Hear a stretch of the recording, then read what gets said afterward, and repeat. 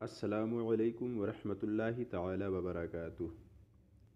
نحمدہ ونصلی علی رسولہ الکریم، اما بعد فاعوذ باللہ من الشیطان الرجیم، بسم اللہ الرحمن الرحیم۔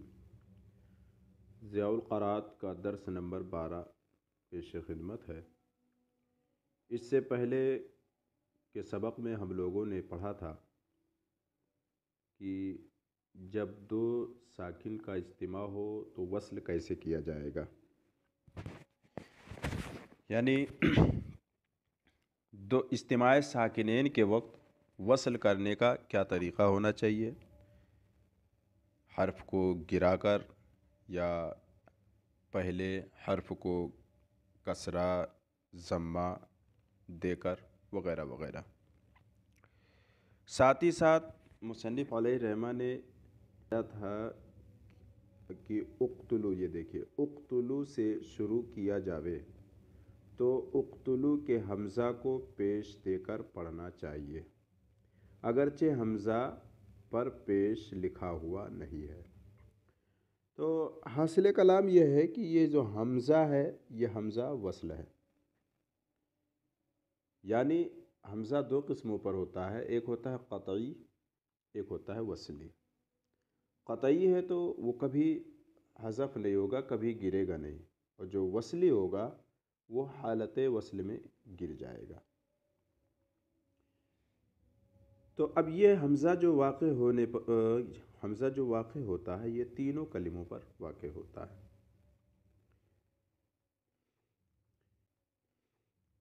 یعنی حمزۃ الوصل جو ہے یہ حرف پر بھی ہوگا، اسم پر بھی ہوگا اور فعل پر بھی ہوگا۔ حرف پہ جو ہوگا تو ایک بات ذہن نشی کر لے کہ حروف میں سے صرف الف لام تعریف ہی کا حمزہ وصل ہوتا ہے، یعنی حمزہ وصلی ہوتا ہے۔ بقیہ جتنے بھی حمزہ ہیں، حمزہ استفہام ہو وغیرہ، تو وہ سب قطعی ہوتے ہیں، وصلی نہیں ہوتے۔ وصلی صرف حرف کا کون سا، الف لام تعریف کا حمزہ وصلی ہوتا ہے۔ اب اسم کے حمزہ بھی وصلی ہوتا ہے، کون سے اسما، اسم مصادر، اسم مصادر، اور ان کے کچھ باب جو ہیں وہ خاص ہیں۔ نمبر 1 ہے باب افتعال، نمبر 1 باب افتعال، اس کا حمزہ جو ہوگا، اس یعنی جو مصدر، اس باب سے جو اس میں مصدر ہوگا نا، اس کا حمزہ وصلی ہوگا۔ اسی طرح استفعال کا بھی، باب استفعال سے جو آئے گا اس کا بھی حمزہ وصلی ہوگا۔ اسی طرح انفعال، اسی طرح افعلال، اسی طرح افعیلال، اسی طرح افعیعال، اسی طرح افعوال۔ دوسرا کہ غیر مصدر ہو، یعنی اسم ہو، اس میں مصدر نہ ہو، غیر مصدر ہو۔ دوسرا غیر مصدر ہو لیکن غیر عجمی اسما ہو، یعنی عجمی اسما نہ ہو۔ اگر عجمی ہے یعنی عربی نہیں ہے، عجمی اسما ہے، تو عجمی جو اسما ہوتے ہیں ان کا بھی حمزہ قطعی ہوتا ہے، وصلی نہیں ہوتا۔ اگزامپل جیسے ابراہیم، اسماعیل، اسرائیل، یہ اسما جو ہیں عجمی ہیں، تو ان پر جو حمزہ ہے نا، یہ حمزہ قطعی ہے، وصلی نہیں ہے، لہذا یہ حالت وصل میں نہ گریں گے، اور کیا بولتے ہیں جب پڑھا جائے گا تو اس کی حرکت کے ساتھ ہی پڑھا جائے گا۔ دوسری چیز، اب ادھر آئیے، حمزہ وصل جو ہے یہ فعل پر بھی داخل ہوتا ہے، تو کون سے فعل پر؟ فعل امر پر، یعنی امر حاضر حمزہ وصل آتا ہے۔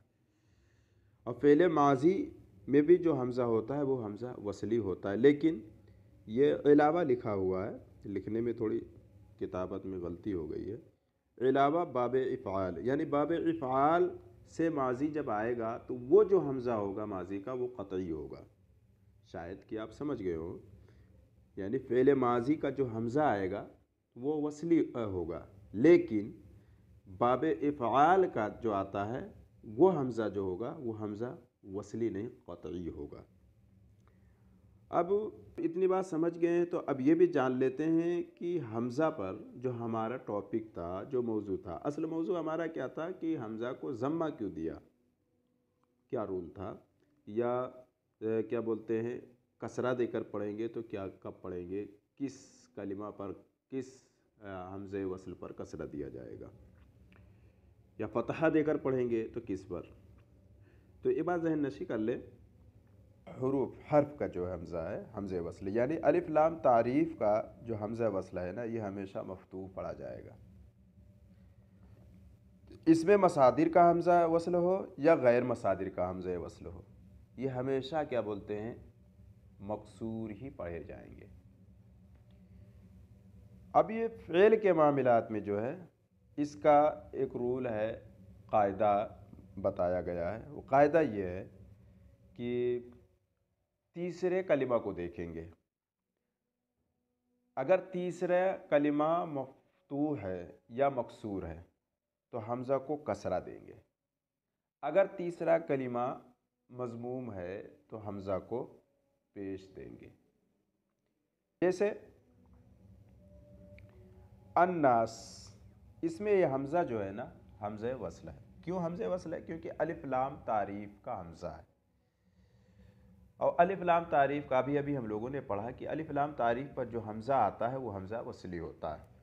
तो अब यहीं से हम शुरू करेंगे पढ़ना, तो इसको इन्नास नहीं पढ़ेंगे, उन्नास भी नहीं पढ़ेंगे, क्या पढ़ेंगे अन्नास। क्यों? क्योंकि अलिफ लाम तारीफ़ का हमज़ा हमेशा मफ्तूह पढ़ा जाएगा। इसी तरह अलहम्दु और अस्सलातु वगैरह। और दूसरा, जैसा कि अभी हम लोगों ने जाना कि इसमें मसादिर हो या इसमें गैर मसादिर हो, इस्म का जो हमज़ा है ना उस पर हमेशा मकसूर ही पढ़ा जाएगा। हमज़े वस्ली जो है वो मकसूर ही पढ़े जाते हैं और हालत वस्ल में गिर जाएंगे। जब वहीं से इब्तिदा करेंगे, शुरू करेंगे तो उसको पढ़ेंगे। जैसे इस्तिंसार, इम्तिहान, ये इसमें मसादिर हैं। और इसके बाद इसमें गैर मसादिर, जैसे इस्मुन, इब्नुन, इमरातुन। तो ये हालत वस्ल में तो गिर जाएंगे, लेकिन जब यहीं से शुरू किया जाएगा तो इन हमज़ा को क्या मकसूर पढ़ा जाएगा। तीसरा जो है ये फ़ेल का हमज़ा हो, फ़ेल अम्र हाजिर मारूफ, अम्र हाजिर का जैसे, तो तीसरा कलमा। अच्छा, एक चीज़ और ज़हन नशी कर ले, तीसरा कलमा कभी कभी ऐसा होता है कि हम लोग कंफ्यूज हो जाते हैं कि क़ाफ ता ये लाम तीसरा कलमा, नहीं नहीं, बल्कि हमज़ा से शुरू करेंगे। हमज़ा एक, क़ाफ दो और ता तीन। तो इस ता को इस पर देखेंगे कि क्या, यानी हमज़ा के बाद दो हर्फ, दूसरे हर्फ पे देखेंगे कि इस पे कौन सी हरकत है। तो इस पे कौन सी हरकत है? इस पे है ज़म्मा। तो अब जब ज़म्मा हो तो हम इस पर भी ज़म्मा पढ़ेंगे, कहेंगे उक़्तुलू। अब दूसरा देखते हैं, ये जो है कि हमज़ा एक हो गया, क़ाफ दूसरा कलिमा और रा तीसरा, तो इस पर क्या है? फ़तहा। हमने अभी जाना कि अगर ज़म्मा ना हो, फ़तहा या कसरा हो, तो इसको मकसूर पढ़ेंगे। क्या पढ़ेंगे? इसको पढ़ा जाएगा इक़रा, इक़रा। इसी तरह क्या बोलते हैं? इहदिना। अच्छा, अब इसको फ़तहा क्यों नहीं पढ़ते हैं, क्या वजह है? तो इसको फ़तहा इस वजह से नहीं पढ़ते हैं कि इसको अगर फ़तहा पढ़ेंगे तो अम्र क्या बोलते हैं, अम्र और वाहिद मुतकल्लिम हालत वक्फ में यकसा हो जाएंगे। जैसे इक़रा है और इसका वाहिद मुतकल्लिम जो आएगा मुज़ारे का, तो अक़रऊ, इक़रा तू पढ़, अक़रऊ मैं पढ़ता हूँ या पढ़ूँगा। लेकिन अगर अब इसको क्या बोलते हैं, इस पर फ़तहा पढ़ दिए और यहीं पर वक्फ कर दिया जाए, तो इक़रा तो साकिन था ही, और जब वक्फ करेंगे तो मुज़ारे में भी इसको साकिन कर देंगे, तो हो जाएगा अक़रा। तो अक़रा अक़रा दोनों हो जाएगा, लिहाजा पता नहीं चल पाएगा कि ये क्या बोलते हैं, ये जो है अम्र है या मुज़ारा है। اس وجہ سے اس پر فتحہ جائز نہیں ہے۔ علماء کرام نے اس کو کسرہ سے پڑھنے کے لیے کہا ہے، اور یہ رول بتا دیا گیا کہ تیسرا کلمہ دیکھ لیں، اگر تیسرا کلمہ جو ہے مفتوح یا مکسور ہے تو حمزہ مکسور پڑھیں، اگر تیسرا کلمہ مضموم ہو تو حمزہ کو بھی مضموم پڑھیں۔ السلام علیکم ورحمۃ اللہ تعالی وبرکاتہ۔